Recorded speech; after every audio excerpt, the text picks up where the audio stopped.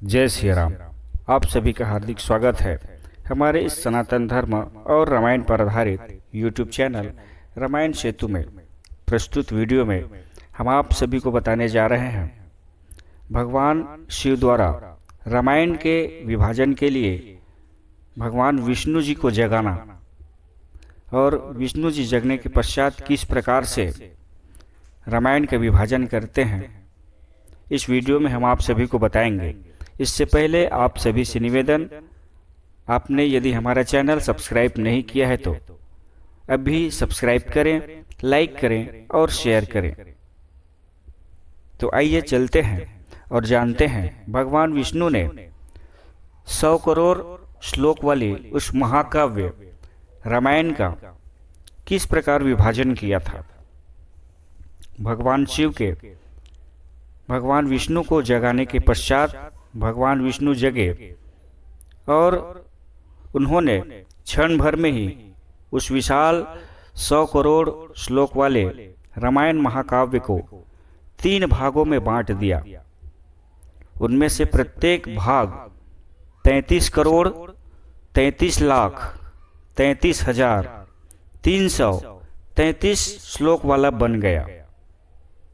अवशिष्ट 32 अक्षरों वाले अनुष्टुप नामक एक श्लोक का भी उन्होंने 10-10 अक्षरों के रूप में उन्हें विभाजित किया। तब 2 अक्षर अवशिष्ट रह गए।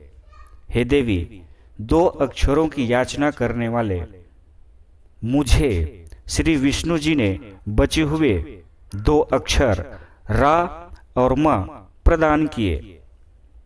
उन्हीं 2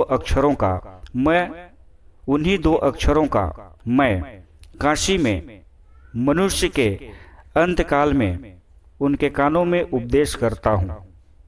हे पार्वती, उन 2 अक्षरों को तुम राम स्तारक मंत्र के रूप में जानो। तदनंतर बड़ी श्राद्ध भाव पूर्वक याचना करने पर लक्ष्मी, गरुड़ तथा शेष को भगवान विष्णु ने अति हर्षित होकर अलग अलग 3 मंत्र प्रदान किए। भगवान शेष अपने मंत्र को पाताल में ले गए, लक्ष्मी वैकुंठ में ले गई और गरुड़ ने पृथ्वीलोक में उस महामंत्र को ग्रहण किया।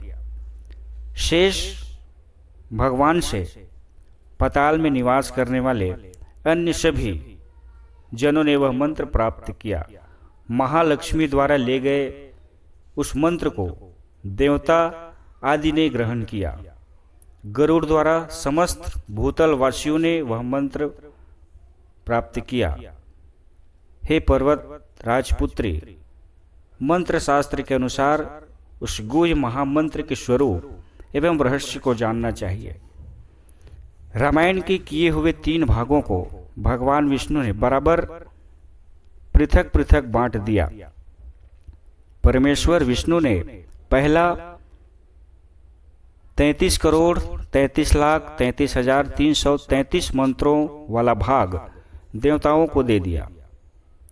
इतने ही परिमाण का दूसरा भाग मुनीश्वरों को पृथ्वी लोक के लिए दे दिया और उतने ही तीसरा भाग पाताल लोक के लिए नागों को प्रदान कर दिया। तब देवतागण भी अपना भाग बड़ी प्रसन्नता पूर्वक स्वर्ग में ले गए। पन्नग आदि अपना भाग सहर्ष पाताल में ले गए। हे पार्वती, तीसरा भाग मुनीश्वर के लिए पृथ्वी में रह गया। हे देवी, भगवान विष्णु द्वारा उस पृथ्वी लोक के भाग का भी जैसा ही वितरण किया गया, उसे मैं भी तुम्हें विस्तार पूर्वक बताता हूं। उस पृथ्वी तल वाले भाग को विष्णु ने पृथ्वी के 7 द्वीपों में बांटा। उनमें से प्रत्येक द्वीप को 4 करोड़ 76 लाख 19,047 श्लोक दिए। हे देवी, इसके बाद भी 4 श्लोक बच गए। तब याचना करने पर भगवान विष्णु ने वे 4 श्लोक अपने भक्त ब्रह्मा जी को श्रद्धापूर्वक प्रदान किए। उनमें से पुष्कर द्वीप वाला जो भाग था उसे पुनः 2 भागों में बांट दिया और प्रत्येक वर्ष को 2,38,09,523 श्लोक प्राप्त हुए। शेष बचे एक श्लोक के 32 अक्षरों को 16-16 अक्षरों के रूप में दोनों को बांट दिया गया। इस प्रकार षोडशाक्षर मंत्र के रूप में अर्ध श्लोक अलग अलग प्राप्त हुए। इस प्रकार भगवान विष्णु ने शाकद्वीप, क्रोचद्वीप, सालमलिनी द्वीप, प्लक्षद्वीप और कुशद्वीप, इन 5 द्वीप के अपने अपने हिस्सों को 7-7 वर्षों में बांट दिया। उनमें प्रत्येक भागों को कितने कितने श्लोक मिले वह भी मैं बताता हूँ। उनमें से प्रत्येक वर्ष को 68,02,721 श्रेष्ठ श्लोक प्राप्त हुए। इस प्रकार भगवान विष्णु ने यथाक्रम 6 द्वीपों में विभक्त करने के अनंतर 7वें जम्बू द्वीप के भागों को पुनः उसके अंतर्गत 9 वर्षों में बांट दिया। हे देवी, उन्होंने जिस प्रकार विभक्त किया वह भी मैं तुम्हें बताता हूँ। हे गिरिराज पुत्री, भगवान विष्णु ने 52,91,500 श्लोक के साथ 7-7 अक्षर भी प्रत्येक वर्ष को दिए। इस प्रकार 63 अक्षर 9 वर्षों में बांटे गए। एक अक्षर फिर भी बच गया। उस शेष बचे एक अक्षर श्री को उन्होंने 9 खंडों के लिए छोड़ दिया। यह सभी मंत्रों में लगाया जा सकता है, इसका कोई विशेष नियम नहीं है। इस प्रकार शतकोटि विस्तार वाले महर्षि वाल्मीकिकृत महारामायण का तीनों लोकों में विभाजन करके भगवान विष्णु अंतर्ध्यान हो गए। जैसा कि आपने देखा, इस वीडियो में हमने आपको बताया भगवान विष्णु ने